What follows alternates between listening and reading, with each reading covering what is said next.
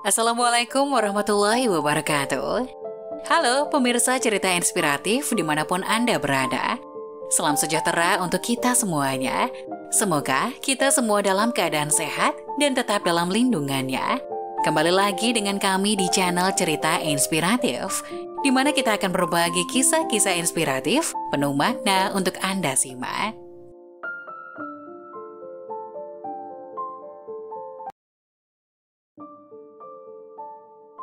Kisah pelaku maksiat yang jasadnya dibuang tapi dicintai Allah Subhanahu wa Ta'ala. Nabi Musa alaihi salam pernah diwahyukan oleh Allah Subhanahu wa Ta'ala untuk mengurus jenazah seorang lelaki pelaku maksiat semasa hidupnya. Namun kalau mengurus jenazah lelaki tersebut, Nabi Musa alaihi salam ditunjukkan oleh Allah berupa akhir yang baik atau husnul khatimah pada jenazahnya. Dinukil dari riwayat hadis dalam kitab Ushfuriyah, karya Syekh Ahmad bin Abu Bakar al-Ushfuri, Nabi Musa alaihi salam mendapat wahyu dari Allah Subhanahu wa Ta'ala untuk mengurus jenazah seorang lelaki di pembuangan sampah. Diketahui warga di perkampungan tersebut membuangnya dan tidak ada yang mau mengurusnya karena perilaku fasik almarhum. Wahai Musa, di suatu perkampungan ada seorang lelaki mati di pembuangan sampah. Ia adalah salah satu di antara kekasihku, namun para tetangganya tidak mau memandikan, mengafani dan menguburkannya. Karena itu pergilah, mandikan, kafani, solati, dan kuburkanlah sewajarnya. Sesampai Nabi Musa alaihissalam di perkampungan itu, beliau pun mulai menanyai warga tentang keberadaan sejenazah. Saat warga perkampungan mengabarkan bahwa jenazah dibuang di pembuangan sampah, mereka juga menceritakan perilaku si jenazah semasa hidup. Nabi Musa alaihissalam mendengar banyak informasi mengenai perilaku buruk si jenazah pun bermunajat kepada Allah. Ia berkata, Tuhanku, engkau memerintahkanku untuk menguburkannya dan mensolatinya. Padahal orang-orang menyaksikan keburukannya. Engkau lebih tahu daripada mereka tentang pujian dan cercaan. Allah Subhanahu wa Ta'ala kembali menurunkan wahyu kepada Nabi Musa alaihissalam untuk membenarkan informasi tentang perilaku buruk jenazah yang didengarnya. Namun Allah juga menunjukkan amalan terakhir yang dilakukan oleh jenazah lelaki tersebut sebelum ia menemui ajalnya. Usut punya usut, amalan terakhir yang dilakukan oleh lelaki tersebut adalah memohon ampun kepada Allah. Menurut riwayat, ada 3 doa yang dipanjatkan oleh lelaki tersebut di hari-hari terakhirnya. Pertama, lelaki tersebut mengakui perbuatan maksiat yang dilakukannya. Ia berdoa kepada Allah Subhanahu wa Ta'ala, Wahai Tuhanku, sesungguhnya Engkau mengetahui perbuatan-perbuatan maksiatku yang sebenarnya juga aku benci dalam hati. Namun ada 3 hal berkumpul bersamaku sehingga aku melakukan perbuatan maksiat yang sebenarnya aku benci dalam hati itu, yaitu hawa nafsu, teman yang buruk dan iblis. Karena itu ampunilah aku. Kedua, sang lelaki juga mengakui bahwa tempatnya semasa hidup berada di lingkungan orang fasik. Meski demikian, ia juga pernah berada di sekitar orang soleh dan mengaku lebih senang berada di sana. Wahai Tuhanku, Engkau tahu aku melakukan perbuatan maksiat dan tempatku adalah bersama orang-orang fasik. Akan tetapi sebenarnya aku juga senang bersama orang soleh dan senang dengan sikap zuhud mereka. Tentu tempat bersama mereka lebih aku senangi daripada bersama orang fasik. Hingga doa terakhir yang dipanjatkan lelaki tersebut adalah pernyataan dirinya yang berjanji akan mendahulukan hajat orang soleh dibanding orang yang fasik. Di samping itu, ia juga memohonkan ampunan kepada Allah Subhanahu wa Ta'ala sebagai doa terakhirnya. Wahai Tuhanku, seandainya Engkau memaafkan dan mengampuni dosa-dosaku, para wali dan nabi akan merasa senang, sedangkan setan-setan musuhku dalam musuhmu akan sedih. Begitupun sebaliknya.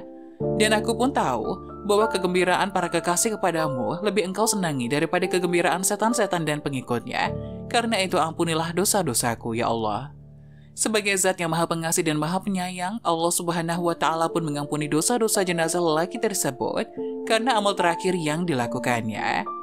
Mengenai hal ini, Rasulullah juga mengabarkan dalam hadis bahwa amal seseorang dinilai dari akhir hayatnya. Dari Abu Umamah al-Bahilil disebutkan, jika Allah menginginkan kebaikan kepada seorang hamba, maka dia akan membuatnya banyak beramal.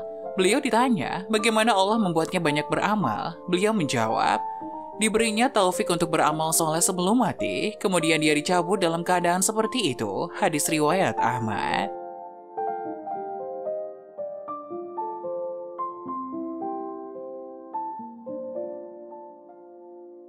Meninggal dalam keadaan mabuk, jenazah ini jasadnya dililit ular.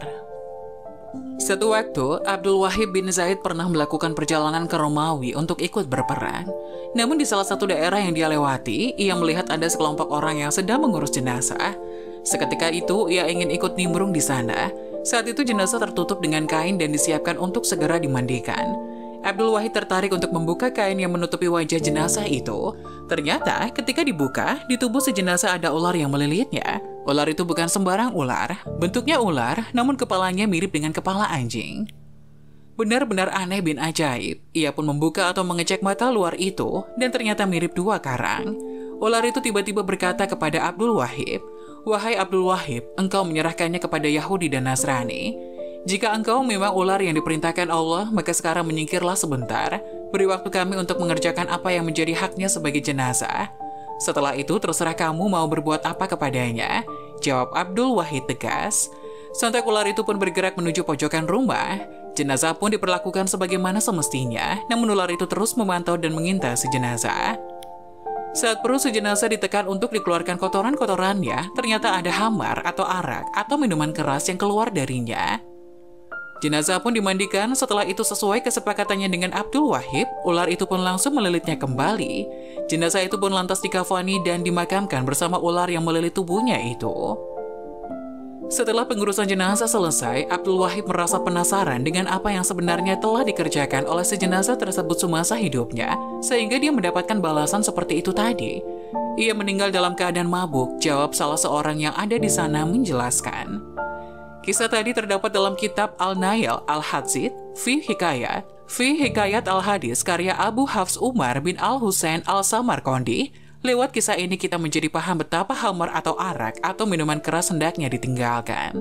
Allah Subhanahu wa Ta'ala berfirman, "Wahai orang-orang yang beriman, sesungguhnya minuman keras, berjudi, berhala, dan mengundi nasib dengan anak panah adalah perbuatan keji dan termasuk perbuatan setan. Maka jauhilah itu agar kamu beruntung." Quran Surat Al-Maidah ayat 90. Dalam tafsir Al-Nukat wa Al-Uyun, Al-Mawardi menjelaskan bahwa yang dimaksud dengan keji dalam ayat tadi adalah haram. Sedangkan frasa termasuk perbuatan setan maksudnya adalah ia merupakan perbuatan atau hal-hal yang diperintahkan oleh setan. Setan, lanjut Al-Mawardi, selalu menyuruh untuk berbuat maksiat dan selalu melarang dari ketaatan. Nabi Muhammad SAW bersabda, "Setiap yang memabukkan adalah hamar, dan setiap yang memabukkan adalah haram. Barang siapa yang meminum hamar di dunia, kemudian ia mati, sedangkan ia biasanya meminumnya, niscaya tidak akan diterima taubatnya dan tidak akan meminumnya di akhirat." Hadis riwayat Muslim. Dari penjelasan tadi dapat dipahami betapa hamar, apapun bentuk dan jenisnya, adalah hal yang haram, yang karenanya harus ditinggalkan oleh setiap muslim. Selain agama melarangnya, para pakar kesehatan juga telah mengingatkan juga tentang betapa bahayanya hamar bagi tubuh manusia. Semoga kita terhindar dari hamar dan sejenisnya. Amin ya Rob.